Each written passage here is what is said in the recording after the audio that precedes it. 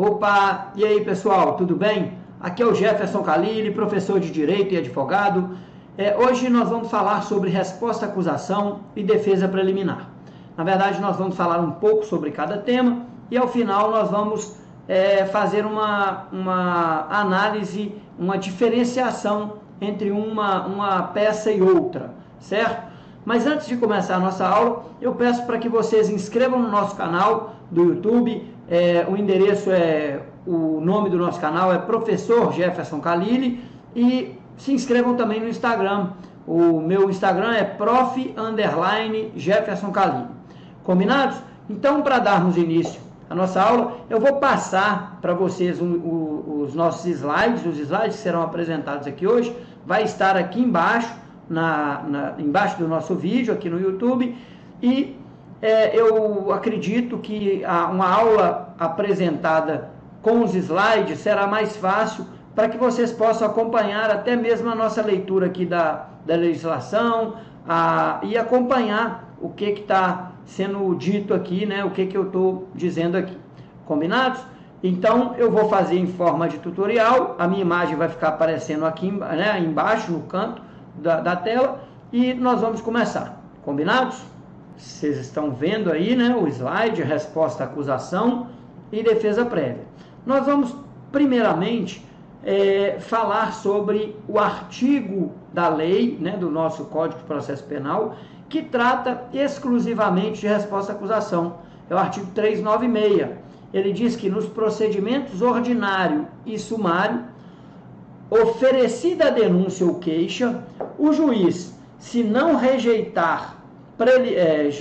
rejeitar liminarmente, recebê-la e ordenará a citação do acusado para responder à acusação por escrito no prazo de 10 dias. Ou seja, o juiz, após o recebimento da denúncia, ou seja, ele recebeu aquela denúncia oferecida pelo Ministério Público, e o que ele vai fazer? Ele vai intimar aquela pessoa, né, o acusado, o acusado pelo Ministério Público, que agora é réu, né, já foi recebida a denúncia, agora ele é réu, o juiz vai intimar o réu para apresentar a resposta à acusação, ok? O artigo 396, em seu parágrafo único, ele diz que, no caso de citação por edital, o prazo para a defesa só começará a fluir a partir do comparecimento pessoal do acusado ou do defensor por ele constituído. O que é isso? Pessoal, se a justiça não encontrar, né, se o juiz, ao enviar o oficial de justiça lá para fazer a citação pessoal do réu, não encontrar o réu, o que ele vai fazer? Ele vai suspender o processo. Por quê? Na verdade, se ele não encontrar, ele vai promover a citação por edital do réu e, após o decurso desse prazo, ele vai suspender o processo. Esse processo é suspenso, ele suspende o prazo prescricional e, normalmente, o juiz expede um mandado de prisão para aquela pessoa. Para quê? Para que, a hora que aquela pessoa for encontrada e presa, ela constitua advogado e dê prosseguimento ao processo, ou constitua advogado, ou mesmo constitua defensor público, né, ou o defensor particular. Esse prazo que a lei fala, né, o parágrafo único do 396 fala, o prazo de 10 dias do 396, ele só começará a contar a partir do comparecimento pessoal do acusado ou do defensor por ele constituído. Ou seja, o prazo para o acusado que foi citado por edital, o prazo para que ele apresente a resposta à acusação, só começa a contar a partir do comparecimento pessoal dele na secretaria do juízo ou do defensor por ele constituído. O advogado vai lá, junta a procuração no processo e faz carga do processo para apresentar a sua resposta à acusação. Só a partir desse momento que os 10 dias de prazo dele começará a fluir. Entendido até aí? Ok? Então vamos para o próximo slide, que é o artigo 396A.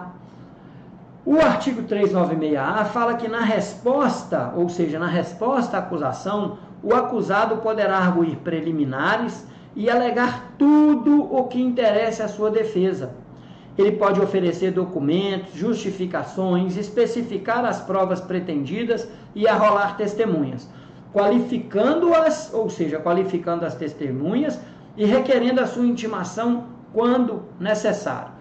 Então, o artigo 396-A fala que é o seguinte, resumindo, na resposta à acusação, a defesa pode alegar tudo o que ela quiser, tudo o que ela achar pertinente, certo?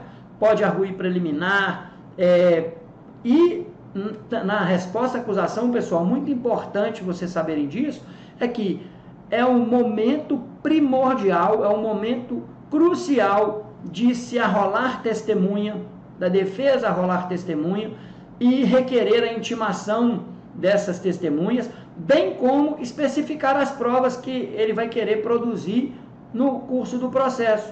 Ou seja, se a defesa quer pedir alguma perícia específica, se a defesa quer ouvir alguma testemunha específica, esse é o momento, na resposta à acusação, é o momento em que a defesa vai arrolar e vai requerer a produção dessas provas, certo? Pessoal, já no caso do parágrafo 1º do artigo 396-A, que fala que a exceção será processada em apartado, nos termos dos artigos 95 a 112 desse Código. Ou seja, que exceção é essa? A exceção, por exemplo, é a exceção de incompetência. Se o acusado, se a defesa do acusado entender que aquele juízo não é competente para julgar, para processar essa demanda, ele pode arguir uma exceção de incompetência. O parágrafo 1º fala que essa exceção de incompetência, ou seja, esse procedimento, onde ele vai arguir a incompetência do juízo, ela vai ser processada em apartado, ou seja, em processos diferentes, é um processo amarrado no outro, no caso do processo físico, entendido?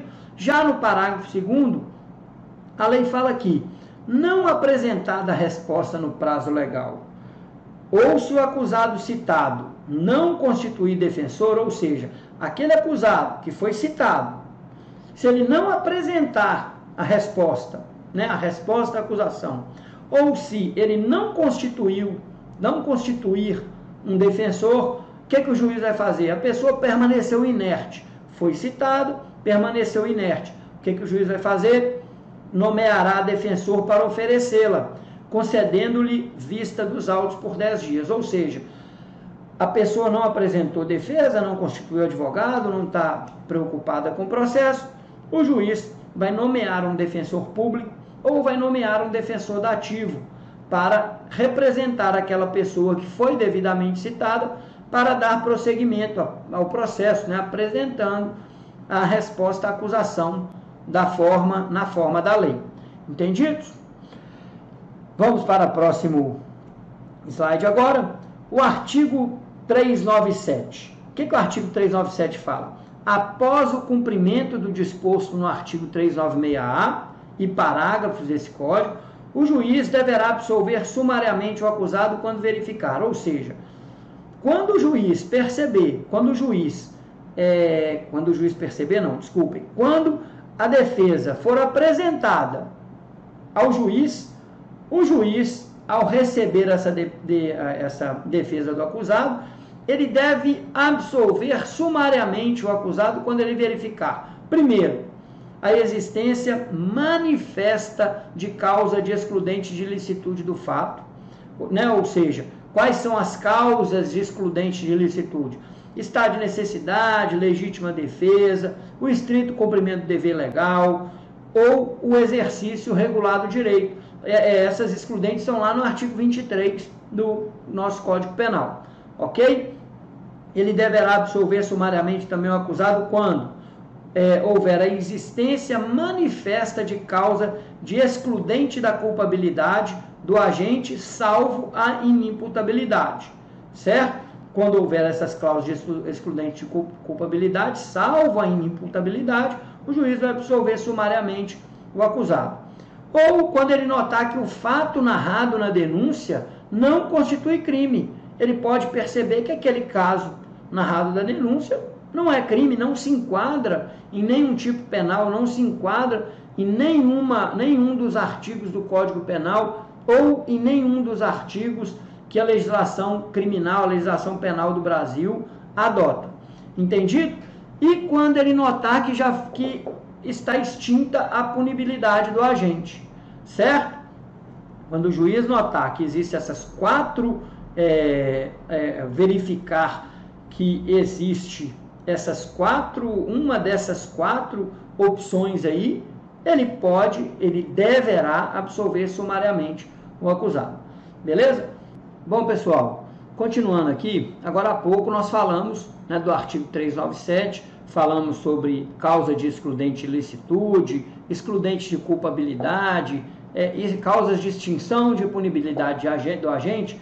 Pessoal, se vocês tiverem dúvidas, se vocês quiserem que eu relembre isso para vocês, deixe um comentário aqui embaixo no YouTube, qual o tema que vocês queriam relembrar, que eu gravo uma aula só sobre isso para vocês, tá? Não vou falar, explicar com mais detalhes sobre esses temas, porque esse não é o objetivo da nossa aula. Quem tiver dúvida, deixa no comentário, que eu prometo que vamos gravar uma aulinha só explicando sobre isso, beleza? Agora vamos passar para o próximo slide, que é o seguinte: defesa prévia ou resposta à acusação, pessoal. Qual a diferença entre eles? Pessoal, a defesa prévia, quando a gente fala em defesa prévia, a gente sempre vê esse termo na legislação de tóxicos, e a gente vê resposta à acusação sempre no nosso Código de Processo Penal. E aí, vocês acham que tem alguma diferença entre elas? Para a gente responder a essas perguntas, nós vamos ter que analisar os dois ritos mencionados, ou seja, o especial, que é a lei de tóxicos, e o nosso rito comum, que é o Código de Processo Penal.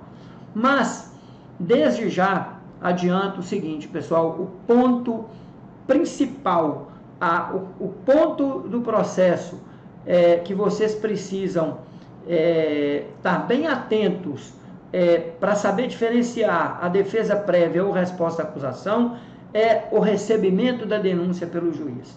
Coloque uma coisa na cabeça: recebida a denúncia pelo juiz, a peça processual será resposta à acusação. Antes de recebida a denúncia pelo juiz, a defesa vai ser prévia. O próprio nome já diz, defesa prévia, ou seja, antes de ser recebida a denúncia pelo juiz, antes daquele procedimento virar processo, a defesa é prévia antes do recebimento da denúncia. Ou seja, a partir do momento que o juiz recebe a denúncia, aquele acusado virou réu, aquela pessoa está sendo processada formalmente. Antes do recebimento da denúncia, não é o procedimento, não é o processo penal ainda, certo? Então ela não está sendo processada formalmente antes do recebimento da denúncia, ok? Então, por isso que o nome é defesa prévia. Agora, vamos lá para o rito, para que vocês possam entender de maneira mais clara. O rito da lei de tóxicos, aqui eu fiz uma tabela comparativa, lei de tóxicos, a lei 11.343 de 2006, e o nosso Código de Processo Penal, que é o decreto 3689 de 1941. Na lei de tóxicos, como que funciona? O MP oferece a denúncia e, antes do judiciário analisar seu recebimento, aquilo que eu falei agora há pouco, a parte do polo passivo, ou seja, o réu, o acusado, né, ainda nesse caso não é réu, ainda é acusado, é intimado para apresentar a sua defesa prévia. Assim, vê-se que a denúncia ainda não foi recebida e que, portanto, não se pode falar de existência de um réu. O que temos nesse caso, portanto, é a figura do indiciado ou denunciado. Então, até o recebimento da denúncia não existe réu, existe denunciado ou indiciado. Desta feita, a defesa será prévia ao recebimento da denúncia e de modo a possibilitar, inclusive, que seja requerido o não recebimento da peça acusatória nos termos do artigo 395 do Código de Processo Penal. Então, nessa peça processual, de defesa prévia, ela é prévia ao recebimento da denúncia, e a defesa pode pleitear o não recebimento da denúncia, né? O não recebimento da peça acusatória lá nos termos do 395 do CPP. Combinados? E no Código de Processo Penal?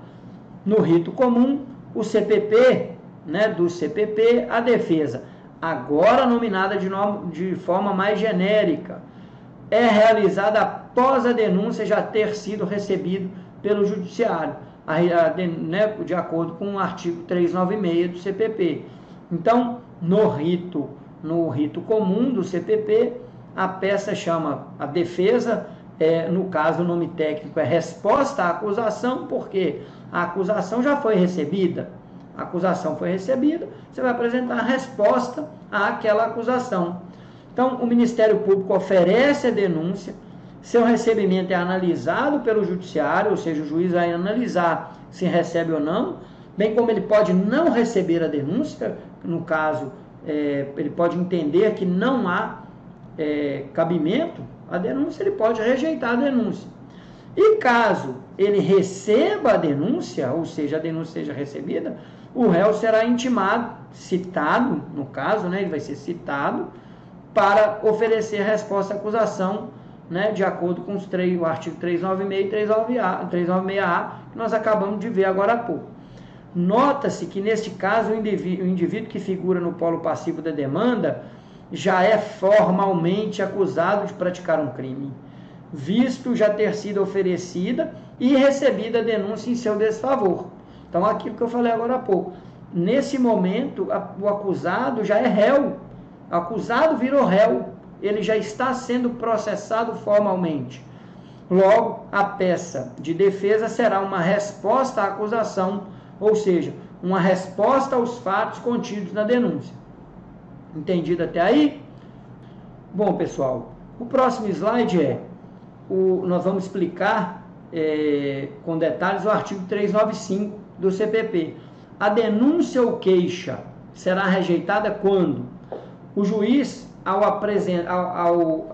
logo após o acusado nesse momento, porque ele vai apresentar a defesa prévia, a denúncia ou queixa ainda não foi recebida formalmente pelo juiz, ok? Então, o artigo 395 fala: a denúncia ou queixa será rejeitada quando for manifestadamente inepta, ou seja, houve a inépcia da denúncia. Você sabe qual que é uma das causas de inépcia da denúncia? Por exemplo, o Ministério Público não individualizou as penas, não individualizou a conduta, aliás. O Ministério Público não individualizou a conduta daquelas pessoas que estão, daqueles fatos que foram narrados da denúncia. Causa inépcia da denúncia. Por exemplo, o fulano entrou na casa, o ciclano ficou vigiando, o beltrano deu fuga. Então, isso tudo é individualização de conduta, certo? Se o promotor chegou lá e falou assim, na denúncia: os 3 assaltaram a casa tal, essa denúncia é genérica, certo? Então, essa denúncia sendo genérica, ela pode ser rejeitada. Ou uma outra forma é faltar pressuposto processual ou condição para o exercício da ação penal, uma outra causa de rejeição de denúncia. O juiz, quando faltar esse pressuposto processual ou essa condição para o exercício da ação penal, ele também pode rejeitar a denúncia. Faltar justa causa para o exercício da ação penal, o juiz também pode rejeitar a denúncia. Entendido? Então, esses são argumentos que podem ser apresentados na peça de defesa preliminar, para solicitar, para requerer ao juiz que ele rejeite a denúncia ou a queixa-crime. Entendidos? Vamos para o próximo. É necessário destacar que o STJ entende ser possível ao juiz reconsiderar a decisão do recebimento da denúncia, ou seja, lá na peça de resposta à acusação, também você poderá argumentar esse artigo 395 do CPP. Lá na resposta à acusação, você também pode requerer ao juiz que rejeite a denúncia ou a queixa com fundamento nesses 3 incisos. Por quê? O STJ já entendeu que isso é possível. O que ele falou? É possível ao juiz reconsiderar a decisão do recebimento da denúncia para rejeitá-la, quando acolhe matéria suscitada na resposta preliminar defensiva relativamente às hipóteses previstas no artigo 395 do Código de Processo Penal. Isso aqui é no agravo do recurso especial, o agravo aqui do Espírito Santo, o relator, ministro Marco Aurélio Belize, da 5ª turma, uma decisão lá de 2013. Então, pessoal, lá na resposta à acusação, então, tanto na resposta à acusação quanto na queixa-crime, você pode arguir, você pode argumentar as hipóteses do 395 do CPP para requerer a rejeição da denúncia ou queixa. Entendido? Vamos para o próximo. A grande diferença entre as defesas reside na matéria a ser abordada, ou seja, lá na defesa, enquanto na resposta à acusação o principal seria, em tese, a absolvição sumária do acusado, né? A absolvição sumária, aquela que nós já explicamos lá no começo. Na defesa prévia, nós vamos pedir a rejeição da denúncia. Então, a principal diferença dessas defesas está na matéria a ser arguída. Esses são, ao menos, os objetivos que entendemos que o legislador quis dar às peças, principalmente em decorrência dos respectivos ritos, ou seja, principalmente em se tratando do rito especial e do rito comum ordinário. Entendido, pessoal? Aqui eu coloquei, eu fiz aqui, vou deixar os slides para vocês. Eu fiz na verdade eu não fiz, eu peguei da internet um mapa mental aí para vocês fixarem isso tudo que nós falamos aqui hoje. Beleza, pessoal? Então espero que tenha gostado. Se tiver alguma dúvida, deixa aqui embaixo nos comentários ou mande via Instagram, que nós vamos, na medida do possível, responder. Ok? Não deixe de seguir nosso canal do YouTube. Se gostou, deixe o joinha, dê o nosso like, né? Dê um like para nós e nos sigam lá no Instagram também, prof_Jefferson Calil. Ok, pessoal? Muito obrigado a todos. Um grande abraço.